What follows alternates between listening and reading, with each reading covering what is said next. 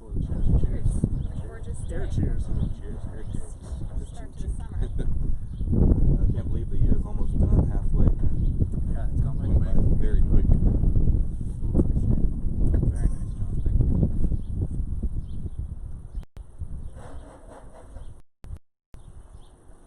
Anybody had anything good to cook at home lately? We've been cooking up like Yeah. storms. Good. It's been pretty crazy. Yeah, I know your girls are big into it, so I hope you have some help with them too. Well, yeah, we just all cooking and all in it together. My parents are visiting us, and so they love to cook, so we all get it together. We did a big thing of oysters this weekend, which was amazing. Did the big and the little, barbecued and raw. Awesome. Rosé. With the Great Bodega combo. Bay Yep. Oyster Company oysters. Yeah. We did that too. It was good. Very good. Very good. So if anybody joined us last week and enjoyed those oysters, family, John winemaker here doing the same. I'm glad to hear it. That's a really good cooking exposure, obviously. Yeah, absolutely. We broke the seal with my parents. They came up from the Bay Area on Sunday, and so we shucked oysters in the backyard. Yeah. That's a good cue where I think we probably have enough people attempting to log on or get on at this point. Let's turn it over to Cameron. We'll do a nice introduction for everybody that's been here for a minute. Thank you, but let's get this show rolling. All right, so for those who don't know, I'm Chef Cameron. Today we're going to be doing some quick appetizers and things that we compare with some of our wines that we've released in the last week and one that we have coming up today, the Rosado as well as the Cabernet. Again, we have some special guests here with us. We're going to go to a little bit deeper dive about the wine and so forth, talk about how those kind of pair and tie in with the appetizers at the end. So I'll go ahead and turn it back over to Josh and let him introduce everyone today.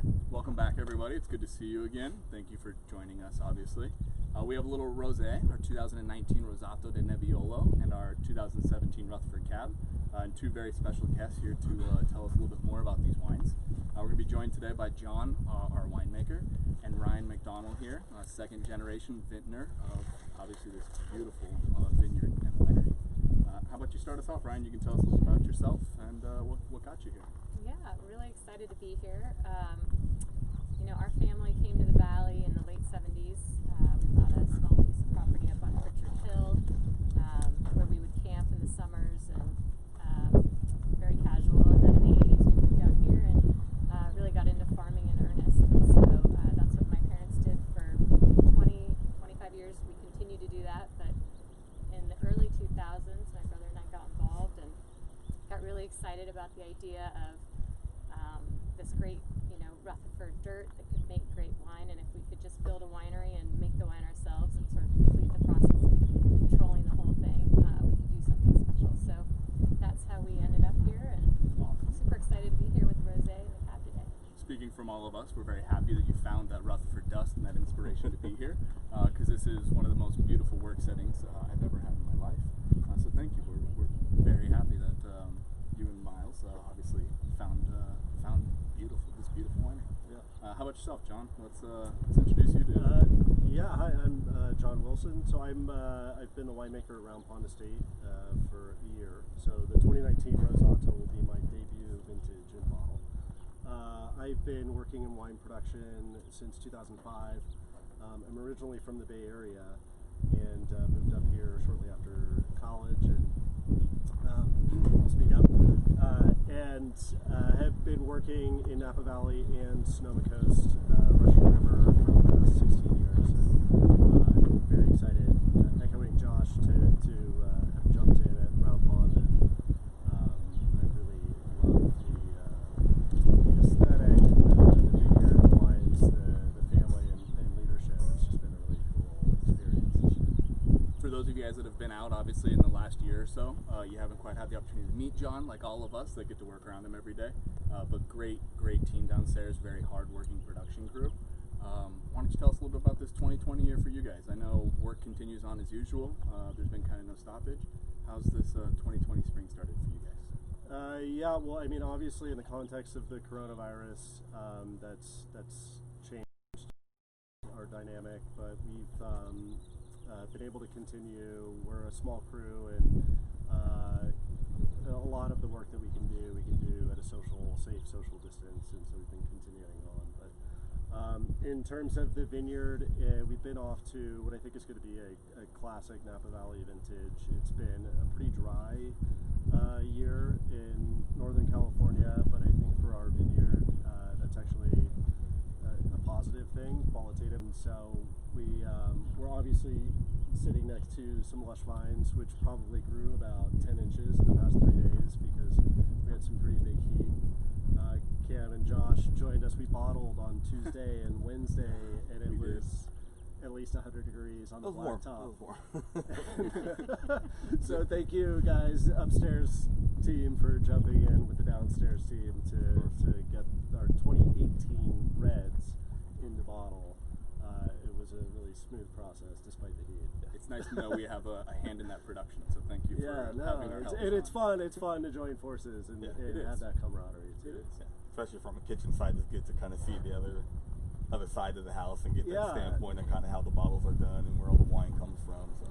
Well, and I would add to that too that one of the things that I really am grateful for being at Round Pond is that I really feel like it closes the loop on the farm to table, because Chef Cam and Chef Jamie have this really great culinary program, food and wine pairings, and then also, and we're standing just next to right next to the culinary garden where a lot of the food products come from. But then also we have such a robust, at normal times, tasting room presence, and it's fun for the winemaking team to see people enjoy the wines rather than just ship them off. So absolutely, all hands on board. Talk about all hands on board. Let's introduce a little bit of the 2019 Rosato de Nebbiolo. I know the Nebbiolo grape is one of Ryan's dad's favorite grapes, and the reason why we have a few acres planted here on the property. How about you tell us a little bit about Nebbiolo, or why we have it here in Rutherford, King of the Cab Country, and then how about you tell us a little about the wine itself, John? Well, the Nebbiolo really is a labor of love for my dad. He grew up loving and still loves Italian wines, and so, when we bought this vineyard in '83, he said, I know most of it should be Cab because we're in Cab Country, but let's take a row or two and make some Nebbiolo. And it's nothing like an Italian wine. It is a California version of Nebbiolo. We only make a couple hundred cases, but it's definitely beloved because it's so unique. So we make this special rosé from the Nebbiolo that we farm actually specifically for rosé at this point. So We do. This is always a very desire for our wine club members. That rosé is just like a couple hundred cases, like you said. So something that we don't see throughout the entire year. And then that Nebbiolo is actually loved by Americans and Europeans alike. When we get some guests coming in, there's quite a few of those Italians that really appreciate that Nebbiolo. So yeah, I would agree American in style, but your dad was onto something there. kudos to John because this Absolutely. first vintage is, and John's first vintage, his first sort of production from here is fantastic. Absolutely. So it's probably the best we've had. Truly. How about you tell us a little bit about how you made it? What your secrets are, so we can all try this. I'll be honest, I was a little concerned when I started about using Nebbiolo as a rosé variety. Nebbiolo is a really unique variety. It has very little color concentration. So this is making rosé from red grapes intentionally to make rosé, right? Awesome. And so there are a lot of ways to make rosé. A lot of times it's a byproduct. So maybe you at harvest crush red grapes into a tank, and then you decide you want a more concentrated red wine. You might draw off liquid, the water or juice, immediately from the tank. That's called saignée, which is the French word to bleed. And so remember, in grapes, the color, flavor, tannin, a lot of that is in the skins, not in the juice.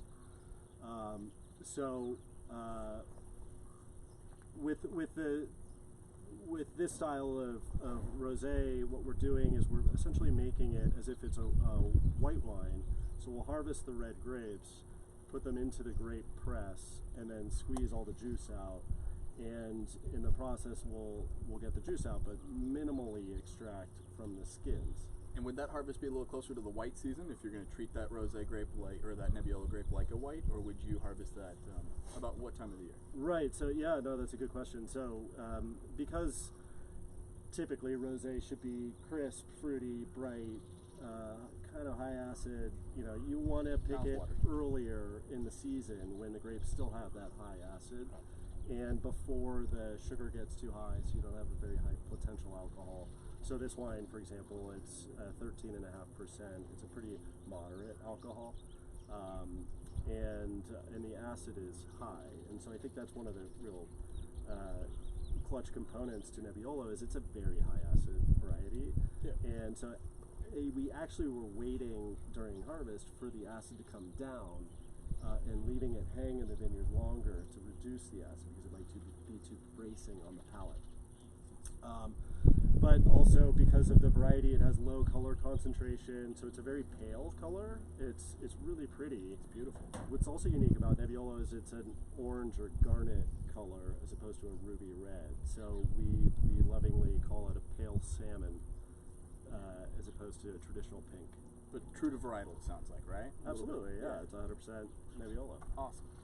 And for those of you guys that had an opportunity to pick up some of this in the last week, as it's just starting to release, see some beautiful bright fruit there, a little bit of that stone fruit. For anybody that hasn't had a chance, and we are getting a good opportunity to taste today, a beautiful wine, perfect for summer. I know oysters was another debut there. Mm-hmm. How about for yourself, Ryan? Is this something you guys tend to use at home in the summertime, or what do you like? We do. So we're almost to June, and it's salmon season, wild salmon season. My husband grew up commercial fishing in Alaska, and so we eat a lot of salmon in our household. Probably too much for the kids. In fact, I think at one point they asked us when salmon season is over.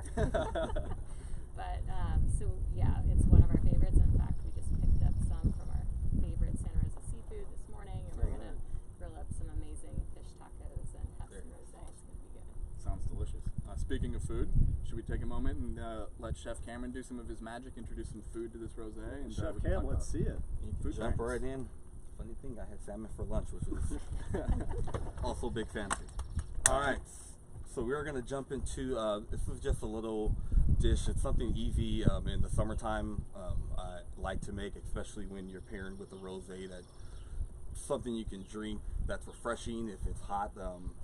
So for this salad, we took the watermelon.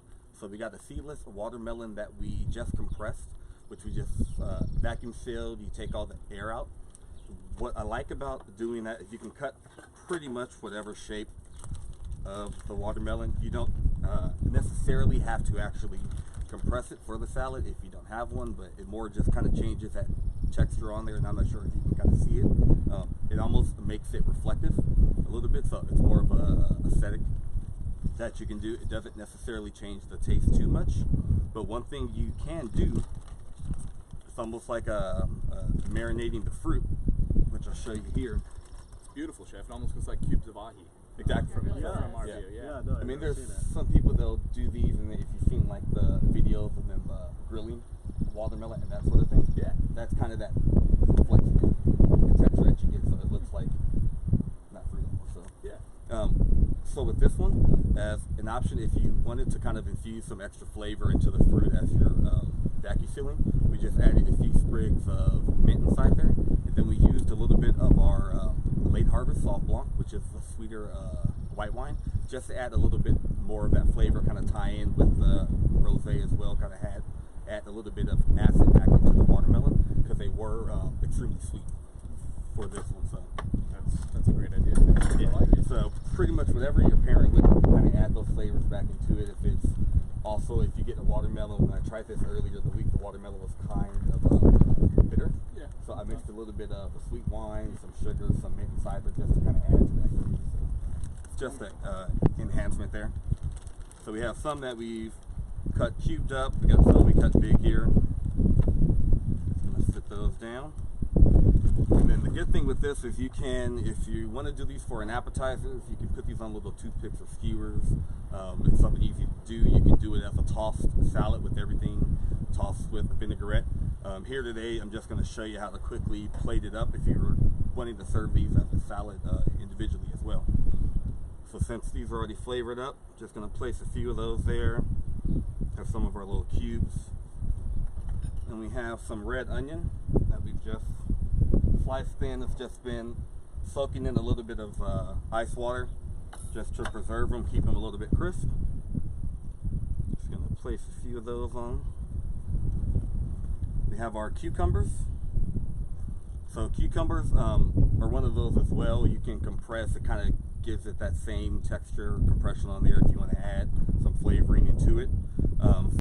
For this situation, because we're going to be adding the vinaigrette and acid into them, we just left them as whole there just to kind of add that refreshing element back into the dish.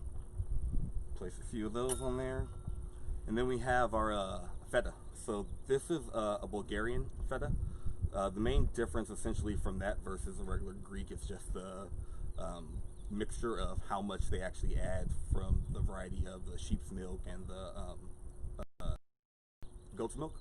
For the Bulgarian, it can be, there's no stimulation as to exactly how much that they can do, so you get a variety of mixtures. It's majority of times comes out a little bit saltier, which I had no clue about. I had to look that up. But the taste of it is pretty good. You get the same kind of texture on there. Sam, is this on our website, this recipe? Yes, this recipe is on our website there. Yep. I'm gonna make some of this. Yeah, it turned out. This looks really good. And like previous weeks, guys, we encourage you guys, you're welcome to ask some questions. I know there'll be an opportunity there that will feed in some of your questions, but you also are welcome to email both of our chefs at chef@roundpond.com. I do know when I'm on some live chat, those recipes are one of the more common research for people. So please, we want to share some wonderful wines, and you're making my mouth water, Chef.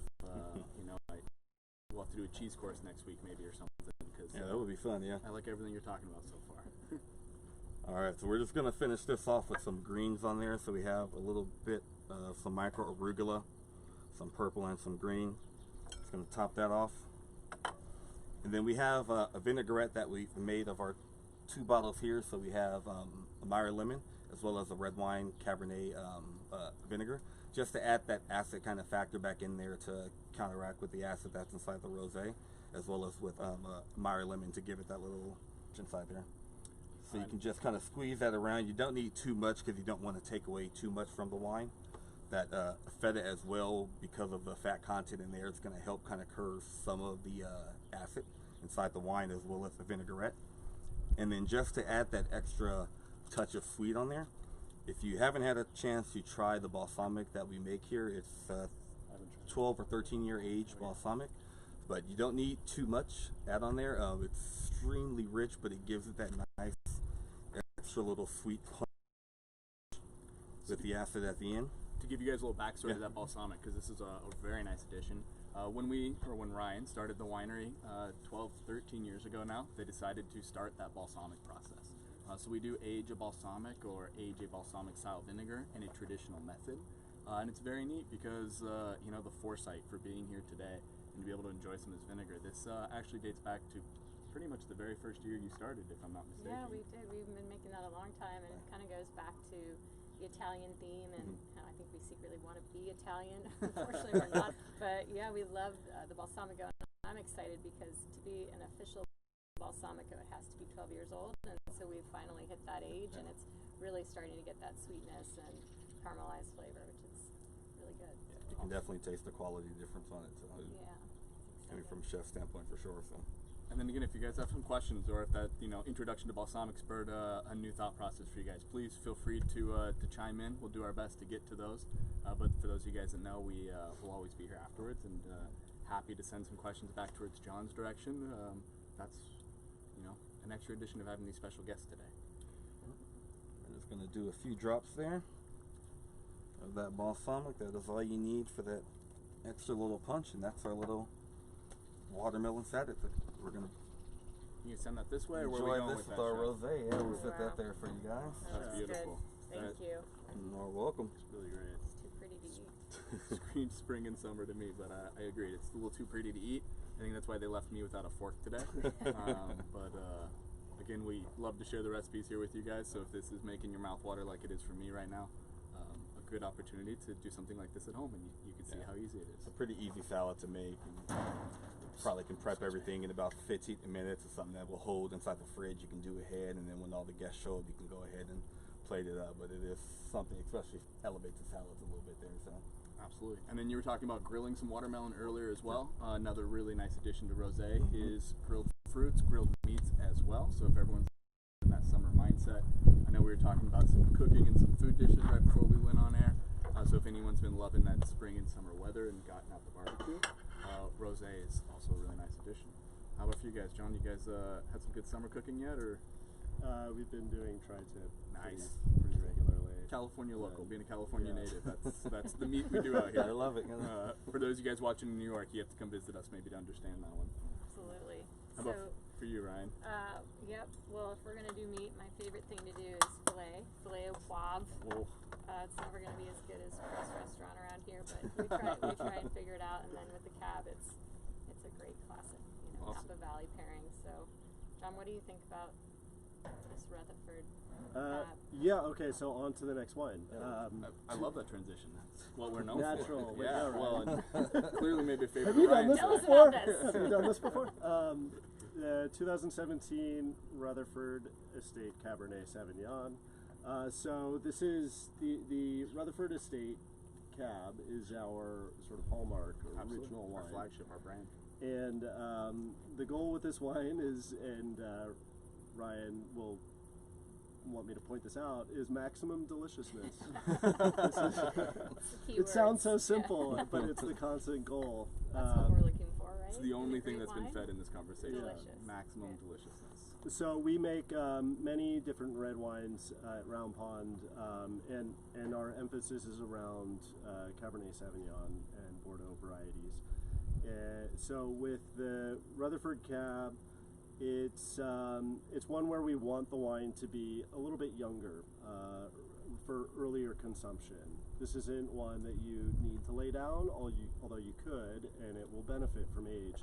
But I also wouldn't stress out about doing that and just pop and pour. So it's a little softer on the palate, rich, super aromatic, concentrated. It's got it all. With our Rutherford estate, that we are blending in some other Bordeaux red varieties, and it's a different permutation each vintage depending on what's showing really well. But in this case, it's majority Cabernet Sauvignon, and it's listed as a Cabernet Sauvignon. However, it also has Petit Verdot, Malbec, Merlot, no Cab Franc this year. Okay. I'll look for the right bank. Right, and then in some of the other wines, Cabernet Franc does show up. Can I backtrack you a little bit? You were Yeah. talking about the blending aspect. Common question we often get, but who's involved in the blending? Is that you sitting in the mad scientist desk doing all the blending? Is it? who Yeah, all? well, so Round Pond Estate has a consulting winemaker also, Thomas Rivers Brown, Yeah. who's been a party to Round Pond since I think 2008, and then of course Miles and Ryan. There you go. That's what I was trying They to don't see. let us as in well. there, though. Well, they do, but Virtually they don't let us live make any via decisions. Zoom. Yeah. Well, now it is. Yeah. Yeah, we did our first Zoom blend session, didn't we? Yeah. That Cool. was interesting. But Well, in the new normal, you gotta maintain as usual, right? But Yeah, I mean we're adapting and hoping to get back to normal, but are setting the goals with the blends. So that sounds we like a have good boss.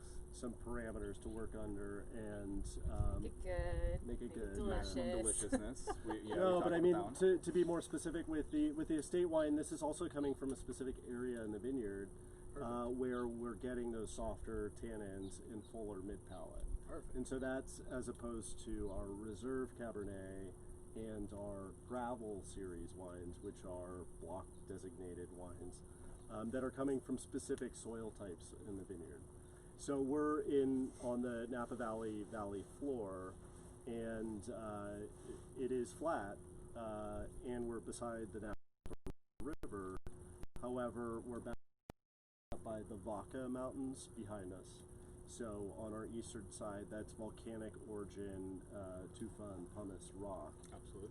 Different drainage. that over the eons have weathered down towards the Napa River, and there are these ancient creek beds traversing across the flats down to the river. So we do have these areas where the soil is very difficult. It's sandy, it's gravelly, and the vines grow differently in those areas. The berries are smaller, the flavor concentration, tannin concentration on those gravelly pits, we call them. So And so that's where the reserve wines and the gravel wines might originate. I'm sure many of you know, but sitting on this big, beautiful vineyard, John uses about a third of the fruit that's here. It allows the family to kind of maintain a small footprint here and not have maybe a maximum exposure while still getting maximum deliciousness. So John gets to selectively choose from, I'm going to say roughly 30%, but you can give me any other number there, from the vineyards around us. And like you were saying, the soil composition have a big influence. So whereabouts, if you were to point in general direction, where are we finding some Rutherford Cabernet from? Well, in more loamy soil. So loam is where there's a more even mix of those four particle sizes. So clay, silt, sand, and then gravel is that bigger piece where it becomes rocks. And so anyway, when you have a higher clay content, you have a bigger berry, juicier fruit, more red fruit, softer tannin. Awesome. So that specifically is coming from this central part of the vineyard and then closer to the river. I think you really taste the dust too, sort of the famous Rutherford dust, and everyone always asks, what does that mean? And if you taste this wine, you'll taste it. It's sort of that savory, sort of dried herbs, black tea kind of component, and it really is what Rutherford does best, and I think that's what I love about this wine. I would absolutely agree. I picked up that glass and almost my first reaction, there it is, it's that Rutherford dust. It still makes my mouth water though. It still has that brightness, it still has that nice kind of acidity Fruit, to give it a yep. young opportunity. So the 2017 here is our newest vintage. It's again one of our wonderful Cabernets. I would agree, you're going to love it today like we are right now. I've had some opportunities in my years here to taste some vintage Rutherford Cabernets. The family has some wonderful library opportunities and tastings. And this wine will go well into a decade also. So like John was saying, enjoy it now and keep some for a little bit later. Shall we let Cameron kind of show off what he's got going on for our guests here again today? I'm getting hungry. I'm wondering what's next. I'm needing something to eat. It's good they didn't give you a fork too, buddy. Speaking of maximum deliciousness, we'll go into the next one, right? So for our next bite with the cab, typically when you're thinking of red wines, as we talked about, we've paired steak with it, tri-tip, fillets, all those sorts of things. With those, I typically like to go with like the reserve wines. For the Rutherford, as John said, since it's kind of a little bit more not as or subtle than our gravel series and those kind, you can kind of take another approach. You can go more of that savory umami flavor. So this is what we're going to do with our next bite, which is a wild mushroom rice puff. So here we have our rice paper, which it looks just like a thin little plastic sheet. You can see it bends and everything.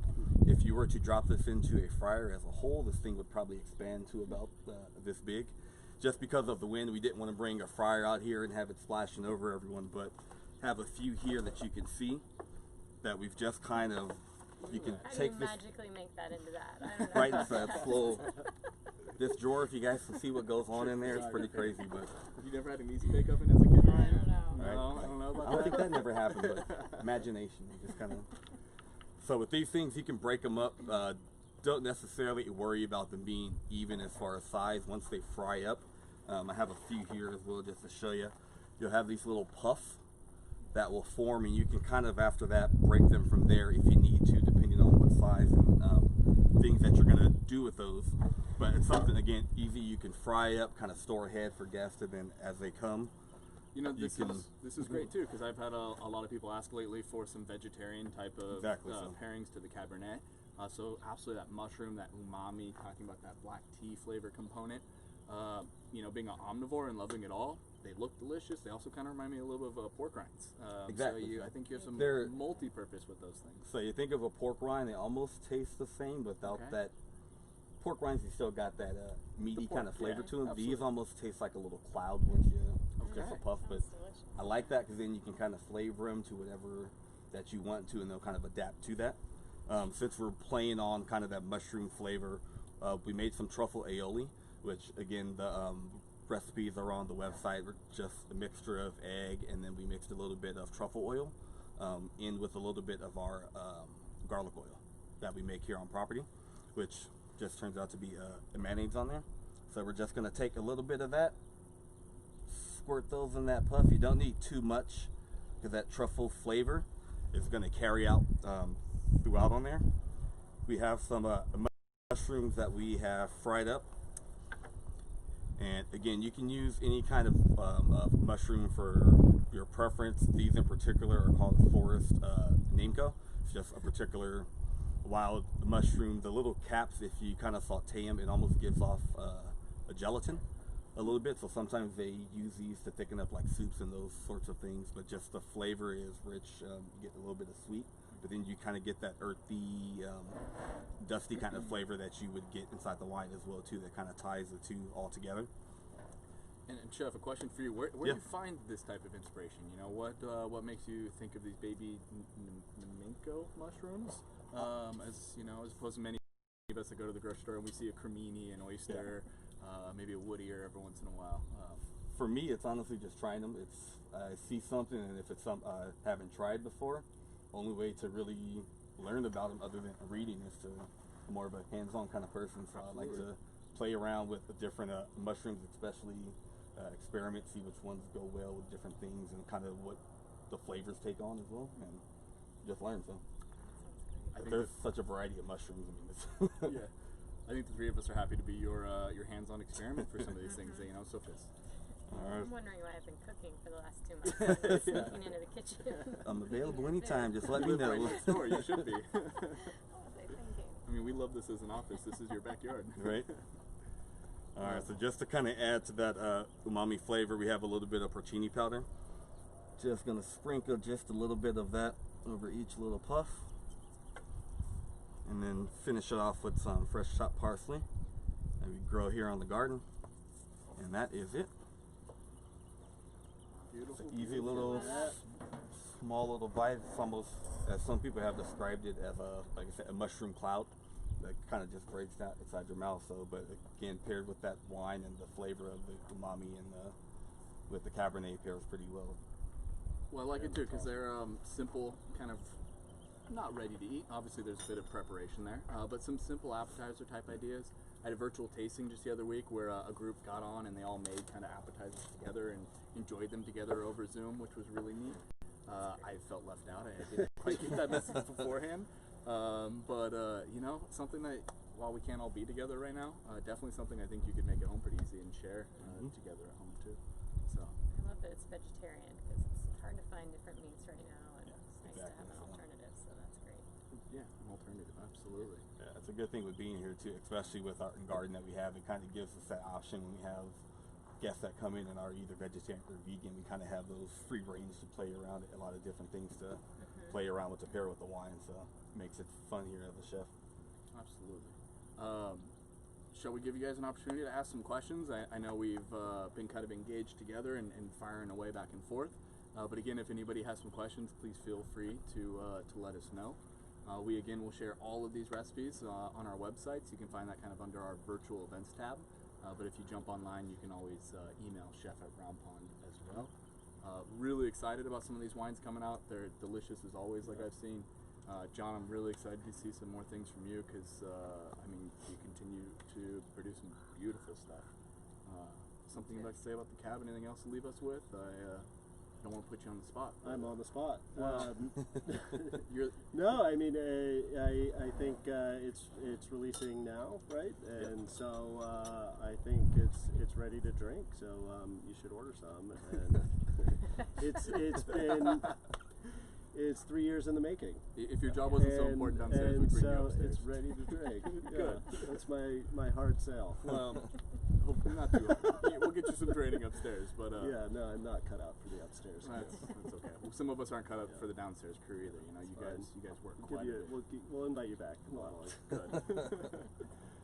And Ryan here being with us today also, you know, it's been a wonderful 5 years working here, but with this being your backyard, I'm sure can't wait to invite people to come back and come see us. We are just waiting with bated breath Right. for the okay to do that. And as soon as we can, we'll have everyone back safe and sound. We've got so much space, spread people out. It'll be awesome. So we're just waiting. Good. Glad to hear. You know, I can't wait to kind of get into that new norm as well. I've enjoyed the gardens in my years here, so if it means some of you guys get to spend some time and see the gardens while enjoying some wonderful Rutherford wines made by John here, it's going to be a beautiful new norm. So we definitely look forward to that as well. Anything else for anybody? No? Cindy Well, has a question for Chef. She wants to know where you can find the porcini powder. She can find that at Whole Foods or Walgreens. You should be able to find it at most of the local stores there. If you can, I would say probably online too. You can order it for sure. So. yeah, I would say Whole Foods yeah, probably would have majority something of like stores that. would- Yeah, good local should market carry 'em. as well. Pretty common for some good Italian dishes. We've But, got a shout out for Josh from LShap8 for helping plan an amazing virtual cooking party with Chef Jamie. We had over 20 people join and everyone loved it. Well, glad to hear you, All Linda. right. Happy birthday. You know, anybody else looking to do some virtual tastings? It was a really nice way to celebrate birthdays. I know we've missed some here at Round Pond too, that we got to do some champagne and cake makeup for some of the employees we've missed. But thank you. You know, it was really nice to celebrate a birthday with you all too, Linda. So thank you. I will place a plug for virtual tastings. I was a little bit skeptical when I first heard about Yeah. this happening right at the start of the shelter in place, but I've sat in on a couple upstairs. I've hosted some with distributors, and we had a country club in Phoenix, and it is super fun. And I'm a believer. Good. Like it actually is really cool, and so I recommend that. Awesome. Signing up for a virtual tasting. So what happens with a virtual tasting? So I mean, it all, we'd love to give kind of guests an individualized personal experience. You know, I know some people have met Ryan and nothing is set. It's all kind of candid. So I've had club members that kind of want to get into their newest release, and it's a good opportunity to just catch up on the property and kind of get into what's going on at Round Pond. I've had others where, like a cooking class, where there's a lot going on. So please reach out to us. There are quite a few different opportunities and experiences there that we want to entertain with you guys. We're all in shelter in place as well too, and these few opportunities to get away are a nice opportunity for us too. But really, it's tasting some wine and really a great opportunity to engage and enjoy a Friday, Thursday, any day of the week you'd like to, right? Any day of the week from wherever you are. And so Round Pond would ship you the wines and then set a date and time for your Zoom call. That would be best, yes. If you're localized and you need to get away for a little drive as well, you can always come by and do some curbside pickup too. I'm sure many of you guys have experienced that. But yes, we would send you guys some wine, and then much like we're doing today, we would all enjoy some wine together. No promises on getting John's involvement in there every time, but you know, let us know and we'll always direct questions back that way. But it's good to hear that you've also gotten involved in it. I'm glad you're a believer. It's definitely unique for us all, right? Yeah, I mean everyone's grasping for some variety these days, and it's fun. We've got a question about whether there will be a Nebbiolo red wine. There is a Nebbiolo red wine. Yeah, that's sort of the one that's the couple hundred cases I mentioned that people love, and yeah, we've made it. It was one of our first. We made the Rutherford Cab, and then we made a Nebbiolo, just a couple hundred cases, and that's all we've ever made. And yeah, it's a really special wine and something we love to do. That's one also where because it's such a tannic variety, we barrel age it for an additional 12 months, so it's like a 30. We make a really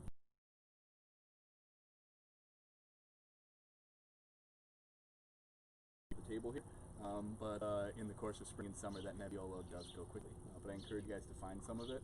Personally, I love it with fresh tomatoes, so you could also substitute a little tomato here for that watermelon salad, but maybe it'll be a future cooking class. You know, I know we have some more of those planned coming up.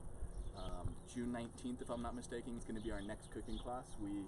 Fingers crossed, we are hoping to get back to a little bit more of a restricted opening in the coming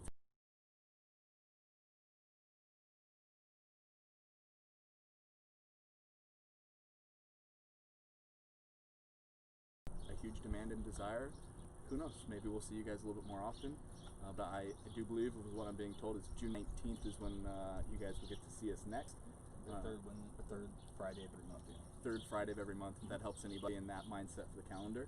And again, in the meantime, you guys are welcome to fire away some questions. We have Holly here helping out, answering some of them.